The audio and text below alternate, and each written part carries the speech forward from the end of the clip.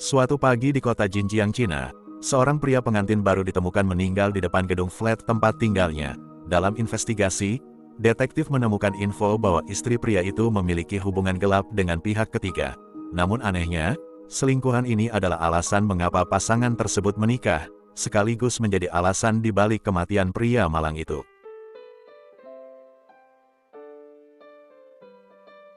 Halo orang-orang baik, terima kasih sudah klik video ini dan selamat datang lagi di channel The Purbas. Apa kabarnya kalian hari ini? Semoga kalian semua senantiasa dalam keadaan sehat walafiat ya. Bagi pasangan baru yang lagi ngumpulin DP untuk beli rumah, semoga cepat terkumpul uangnya. Yang lagi program mau punya anak, semoga segera menerima kabar gembira. Dan bagi yang masih jomblo, berhati-hatilah, kenali dulu calon jodoh kalian sebelum menyesal kemudian. Di video kali ini, saya akan membawakan kisah dari negara Cina yang terjadi pada tahun 2010. Kalau kalian sudah menonton video kasus rumah pemandian berdarah, nah pelaku di cerita ini juga berasal dari Provinsi Liaoning. Tanpa berlama-lama lagi, mari kita kupas kisahnya sekarang.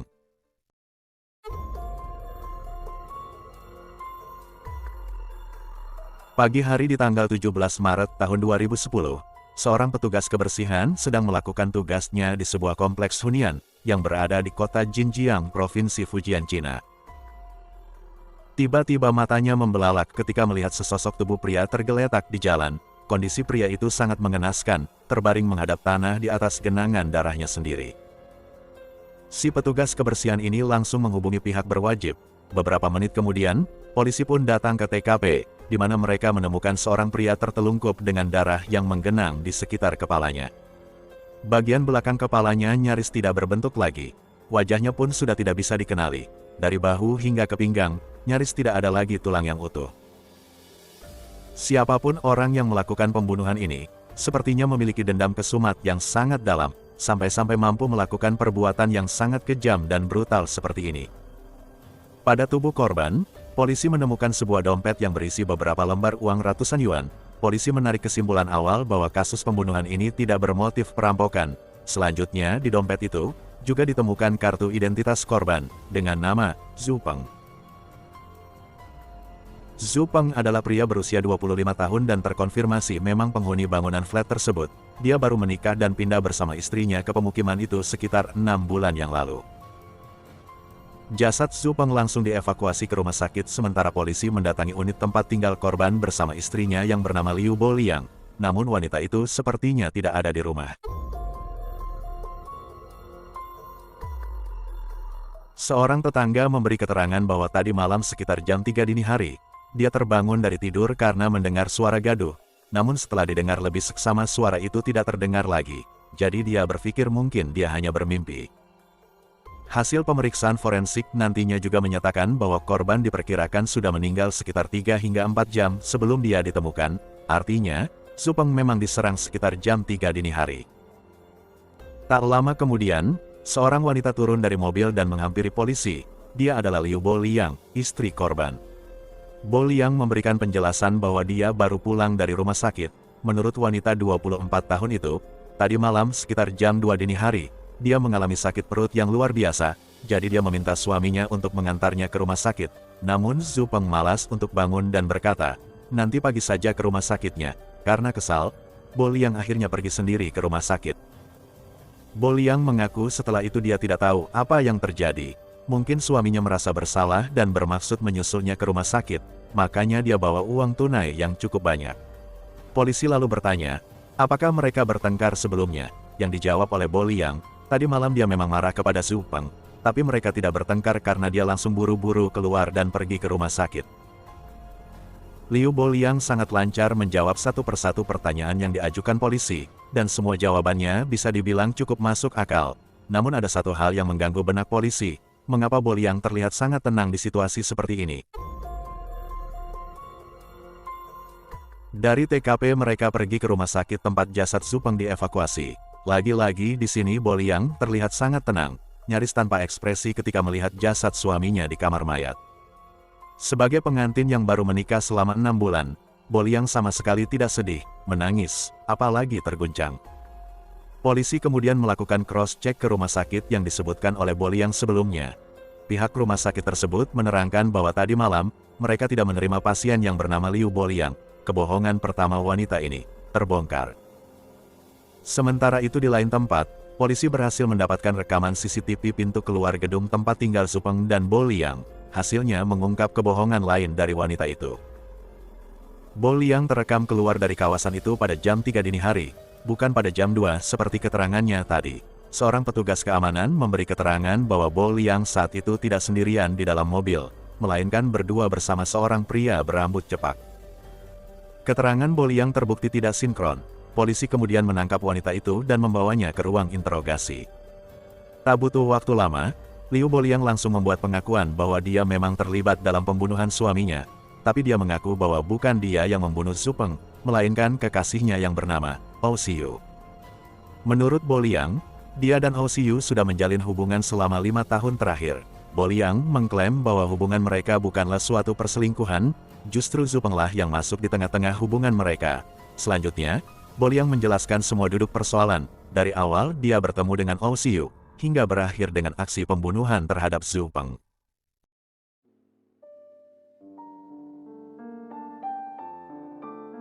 Mundur ke tahun 2005, Boliang baru lulus SMA dan melanjutkan pendidikannya ke universitas. Sebagai hadiah untuk babak baru dalam hidupnya, sang ayah memberinya hadiah sebuah laptop. Liu Boliang adalah gadis pendiam pemalu dan termasuk kuper.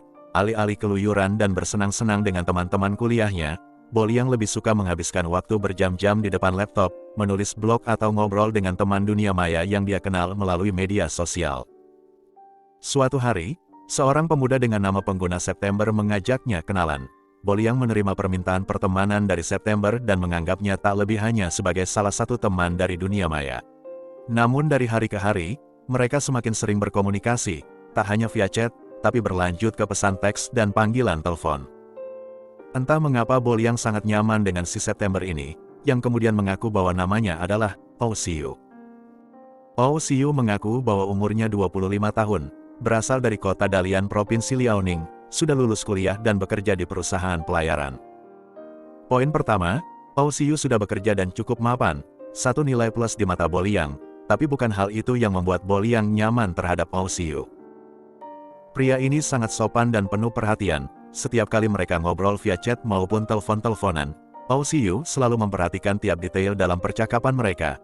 Berbeda dengan pemuda-pemuda lain yang sering Boliang jumpai di dunia maya, Hou Xiu tidak pernah bicara kotor atau mengarah-arah ke obrolan seks. Benar-benar pemuda idaman bagi Boliang. Hanya saja, setelah hampir 1 tahun berkomunikasi, mereka belum pernah sekalipun bertemu tatap muka.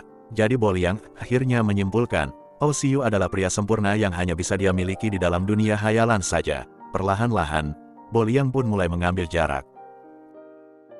Hou Xiu rupanya paham akan keresahan gadis ini. Suatu hari di tahun 2006, tiba-tiba dia menelpon Boliang dan berkata bahwa dia sudah ada di depan kampus gadis itu. Boliang sangat bahagia. Ternyata pemuda idamannya mengambil cuti beberapa hari dan menempuh perjalanan jauh ribuan kilometer dari Dalian ke Jinjiang hanya untuk menemuinya. Mereka menghabiskan waktu dan menciptakan momen-momen bahagia selama 3 hari.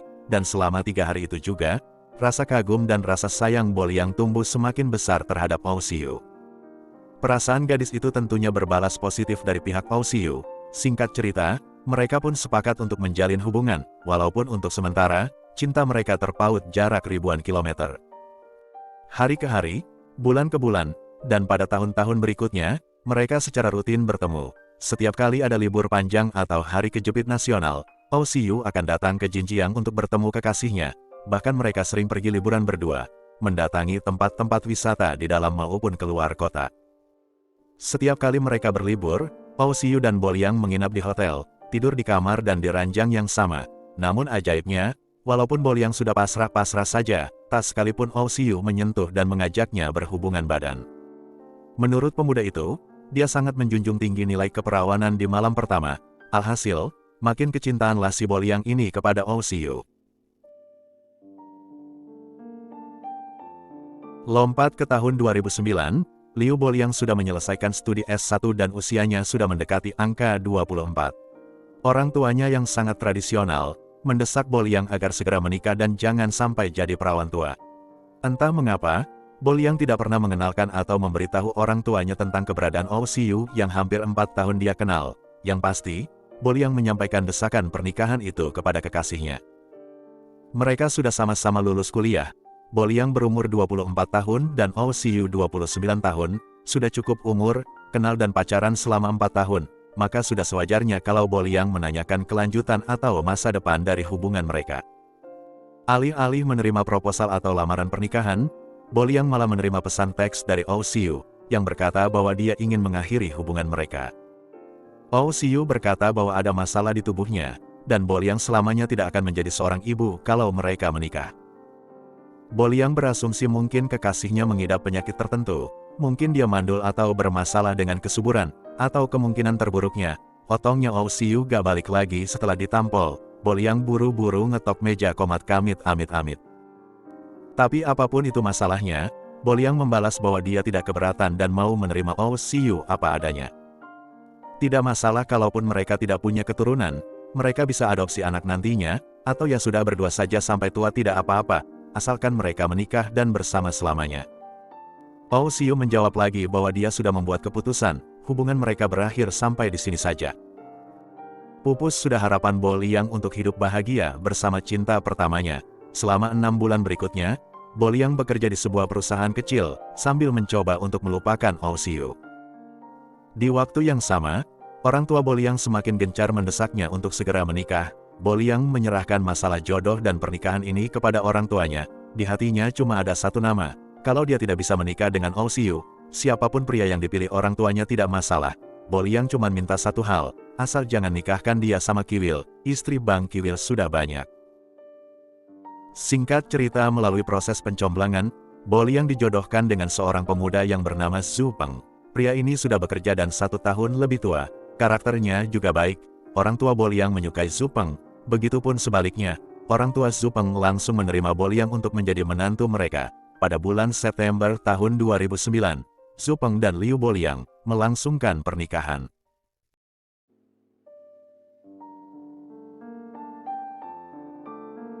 Beberapa saat sebelum prosesi pernikahannya digelar, Boliang merasa kalau dia harus menuntaskan urusan hatinya terhadap Oh Siyu. Gadis itu menulis pesan teks dan berkata bahwa dia akan menikah sebentar lagi. Terima kasih untuk masa lalu dan masa-masa bahagia. Sekarang dia akan menutup semua kenangan dan memulai lembaran baru bersama pria yang akan menjadi suaminya.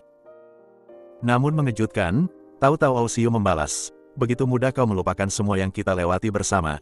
Begitu mudahkah aku kau lupakan? Baiklah kalau kau memang sudah memulai hidup baru, mungkin sudah saatnya hidupku berakhir. Sontak Boliang panik menerima balasan pesan teks itu. Dia langsung mencoba untuk menelpon Oh Siyu, khawatir kalau pria itu berbuat nekat, namun nomor HP Oh Siyu tidak bisa dihubungi. Di menit-menit terakhir sebelum resepsi pernikahannya dimulai, Boliang menelpon kantor polisi kota Dalian dan melapor bahwa sepertinya Oh Siyu berusaha untuk berbuat nekat. Polisi mendatangi alamat yang disebutkan oleh Boliang, dan benar saja, mereka menemukan Oh Siyu terkapar dalam kondisi tak sadarkan diri. Oh Siyu dilarikan ke rumah sakit dan nyawanya berhasil diselamatkan. Meski demikian, Boliang tidak membatalkan pernikahannya, sudah terlambat untuk berubah pikiran, dan kalau dia batal menikah dengan Zhu Peng, orang tuanya pasti akan marah dan kecewa. Setelah menikah, pasangan suami istri ini pindah ke flat yang dihadiahkan orang tua Zhu Peng. Tapi hidup sebagai pengantin baru tidak membuat Zhu Peng dan Boliang bahagia, karena si istri selalu menolak untuk disentuh oleh suaminya sendiri. Jangan sentuh aku! Jangan sentuh aku! Aku jijik! Aku jijik sama Mas! Di hati dan di pikiran Boliang hanya ada Oh Siyu, dia tidak rela menyerahkan tubuh dan keperawanannya untuk Zhu Peng. Setelah insiden di malam sebelum resepsi pernikahannya, Boliang dan Oh Siyu menyambung kembali komunikasi dan hubungan mereka. Oh Siyu minta maaf telah mengakhiri hubungan mereka dulu, dan mengaku bahwa dia tidak mampu kalau harus hidup tanpa cintanya. Di lain pihak, Boliang juga bahagia karena ternyata pria itu masih sangat mencintainya. Alhasil, Boliang dan Oh Siyu diam-diam menjalin hubungan rahasia di belakang Zhu Peng. Kebetulan sekali pekerjaan Zhu Peng mengharuskannya sering pergi keluar kota meninggalkan istrinya, dan setiap kali suaminya berangkat keluar kota, Boliang mengundang Oh Siyu untuk datang ke rumahnya. Sekali lagi, sejak mereka menikah, Boliang tidak mau disentuh oleh suaminya. Di minggu-minggu awal, Zupeng masih berusaha memahami istrinya dan tidak memaksakan mereka untuk berhubungan badan. Hingga tak terasa, pernikahan mereka sudah memasuki bulan ke-6. Zupeng sudah tidak sabar lagi. Akhirnya dia mengajak istrinya untuk menghadiri sesi konseling dengan penasihat pernikahan. Keputusan Zupeng yang melibatkan orang luar dalam urusan ranjang mereka, membuat Boliang marah. Wanita ini merasa dipermalukan oleh Zupeng. Kejadian itu pun dia ceritakan kepada Ouxiu. Dia sudah tidak tahan lagi hidup serumah dengan Zupeng. Boliang ingin bebas dari pernikahan itu, tapi untuk bercerai, ada banyak hal yang perlu dia pertimbangkan.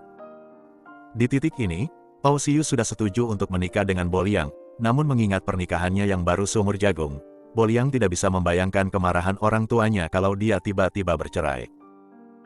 Kegalauan di hati Boliang semakin semrawut dengan gosokan dari Ouxiu, yang berkata bahwa Zupeng hanya memanfaatkan tubuh Boliang supaya melahirkan anak untuknya. Menurut Ouxiu, Zupeng sama sekali tidak mencintai Boliang.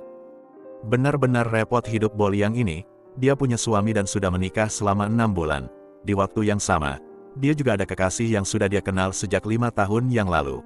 Namun hingga sekarang, dia masih perawan. Boliang berangan-angan keperawanannya akan dia persembahkan untuk Ouxiu ketika mereka menikah nanti. Tapi berapa lama lagi dia harus menunggu? Rawa-rawanya sudah becek, rumput ilalang sudah tumbuh tinggi, sarang laba-laba sudah merajalela di mana-mana. Akhirnya Boliang dan Ouxiu sepakat, agar mereka bisa menikah, maka terlebih dahulu, Zupeng harus disingkirkan.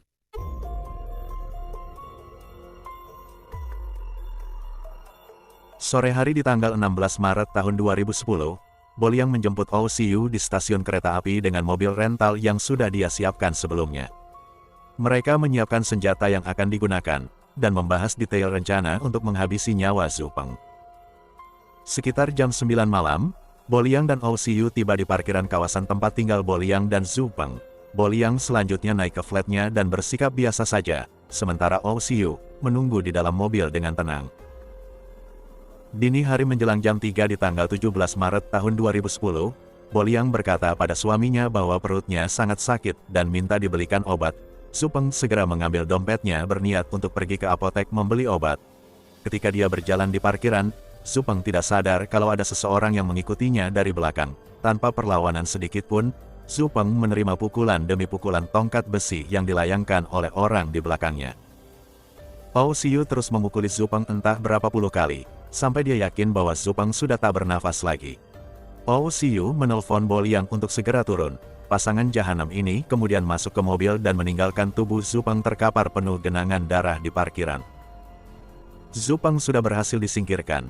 Di bayangan Ouxiu dan Boliang, tak lama lagi mereka akhirnya bisa menikah dan hidup bahagia bersama.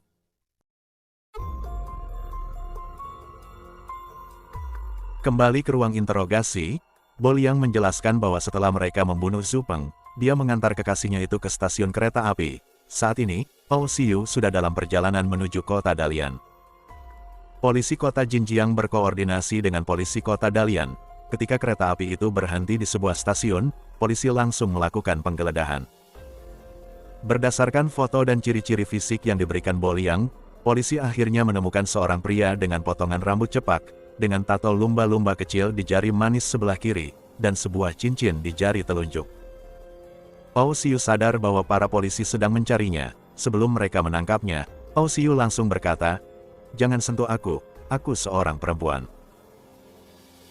Ouxiu kemudian mengeluarkan kartu identitasnya, yang ternyata, nama asli pria ini adalah Yan Hu, jenis kelamin perempuan, kelahiran tahun 77, bukan tahun 80 seperti pengakuannya kepada Boliang. Polisi langsung membawa Ouxiu alias Yan Hu ini ke rumah sakit. Dokter kemudian mengkonfirmasi bahwa pria ini memang seorang perempuan. Yan Hu yang berusia 33 tahun dibawa ke kota Jinjiang untuk menjalani interogasi.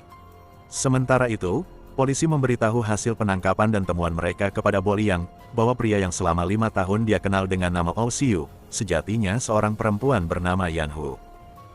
Setelah seharian menunjukkan ekspresi datar atas kematian suaminya, Boliang akhirnya menangis. Bukan karena sedih atas kematian Zupeng, Boliang menangis karena pria yang dicintainya selama 5 tahun ini, ternyata sama-sama pakai pembalut.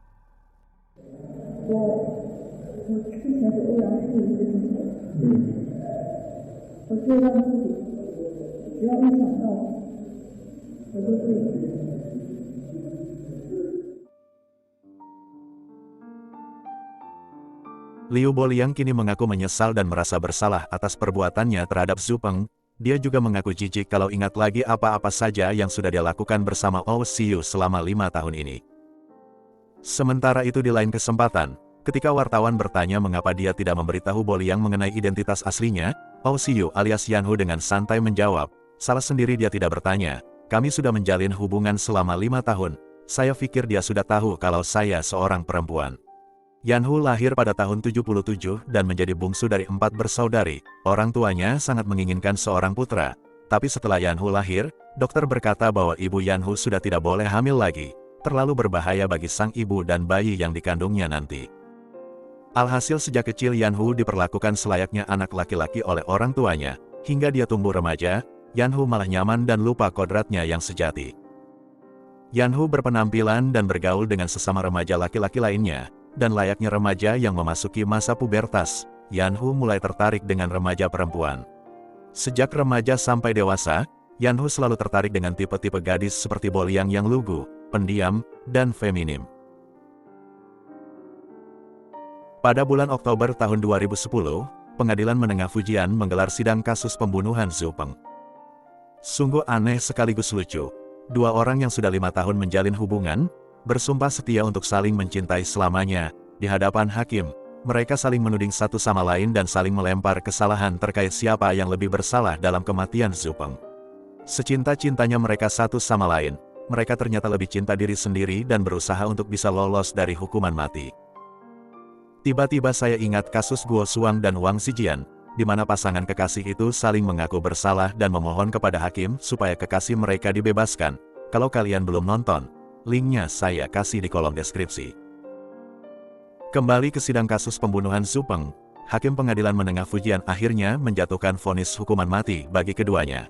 Namun untuk Ou Siyu alias Yan Hu, Hakim memerintahkan eksekusi secepatnya. Sedangkan untuk Liu Boliang, Hakim memberikan penundaan selama 2 tahun, yang artinya, masih ada kemungkinan bagi Boliang untuk lolos dari hukuman mati. Pada tahun 2016, Hakim menurunkan vonis hukuman Liu Boliang menjadi hukuman kurungan penjara selama 18 tahun.